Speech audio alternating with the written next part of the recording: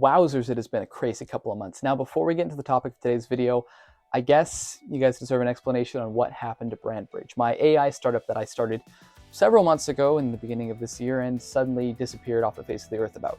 I went to San Francisco, I went to the capital where AI is currently being heralded, and then I just kind of disappeared. I stopped uploading and I kind of just abandoned the project. So rightfully speaking, a lot of people asked me, Josh, did you quit? Did you give up? Did you stop working on it? What's the deal? And I thought I should, before getting into any new topics on the channel, really just kind of set the stage for what happened leading up to that point and what ended up eventually leading me to stopping the BrandBridge project. So let's talk about how we got here. We're going to roll the clocks back to May of 2021 when I was a newly graduated student from the British Columbia Institute of Technology. I had just recently graduated from the Digital Design and Development program, and I was looking for work. I had been kind of split between whether to actually start my videography company or go forward and continue looking for jobs. And I didn't actually have to search for long. I ended up getting hired at a startup in July of 2021. Very, very fun. I got hired there to be a front-end web developer. During that time, I learned a lot from the startup process, just being in that environment, collaborating with other people, and really just owning my skills as a developer. Unfortunately, all good things must come to an end at some point.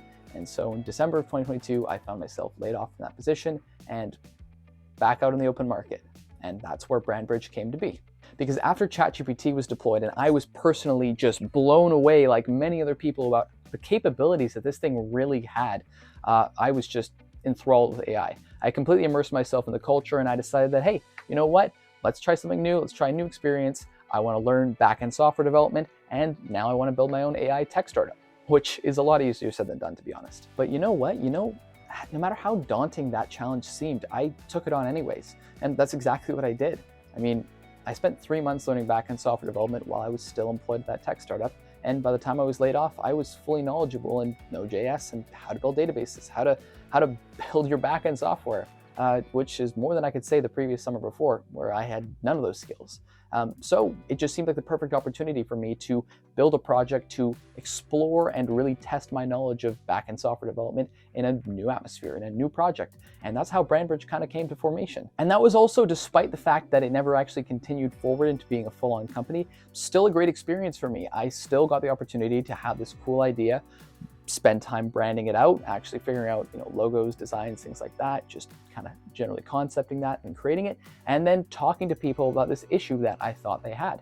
And sometimes I found out that the things I was thinking was wrong. Because at this point I decided that I would undertake the process of actually building the MVP. And although I never actually showed it on the YouTube channel, the MVP was finished. I did the whole thing. I designed it out, I built it, I connected the back end, I connected the front end, I built some APIs for that, and it was really, really a valuable experience. Even though I didn't go forward with continuing it into being a full-on company, I actually learned a lot from that experience. And also the process of going to San Francisco to talk to people who were working in startups, that was awesome. And although it didn't go forward to being the next unicorn startup, I don't consider that a failure. It was something that taught me. It was something that helped me grow. It was an experience that I learned, got to improve myself, and really got to test my new skills. What's the point of saying you can do something if you can actually prove you can build it and do it well? I mean, and BrandBridge was exactly that. I was extremely satisfied with the APIs I was building. I was extremely satisfied with the tech I was building, and it was really cool. But all good things must come to an end. But I didn't just decide to quit. No. I did not just wake up one morning. And be like, you know what? I think we're going to finish this off. No. Because I only stopped if there was greater opportunity for me to improve, greater opportunity for me to learn, and greater opportunity for me to grow somewhere else. And that's exactly what happened.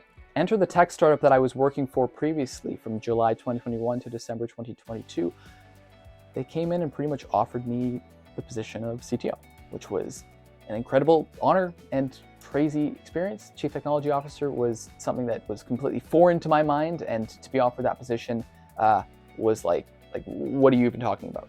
And that brings us up to our current point in the timeline, because at this point, being offered that position and going back and really immersing myself back into that tech startup environment and really trying to understand how everything's working from the Chief Technology Officer standpoint, as opposed to just a front-end developer standpoint, you can see I didn't really have a lot of time to make any videos, and that's about the point where I dropped off the face of the earth at the end of February. There was no point in making any videos because there was nothing more important to me at the time than doing that. immersing myself in that culture and really making sure that I had the skills and knowledge to actually perform beyond what was expected of me is something that I pride myself on. So obviously there wasn't much opportunity for me to actually go and make videos. At this point in the timeline, I really just wanted to prove myself. Being immersed into this tech startup culture again, but this time running the technology division, that was a huge responsibility for me, and I wanted to be ensuring that I was more than exceeding people's expectations. So that's what I did. And oh baby, is that paying dividends now. Yeah, no.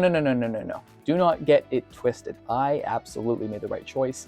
This was being in this position now is so much better than what I would have been doing working on BrandBridge. And I'm sure I'm gonna have other small projects in the future that'll come up, but none of them really pale in comparison to what I'm working on now because it's just so much better. I am immersed, kind of thrown into the deep end on all these things from tech, but I love that. I love being given a challenge because it mentally stimulates my brain and I learn so much. I'm learning more right now than I think I've ever learned other than actually being in university, but I didn't understand any code then.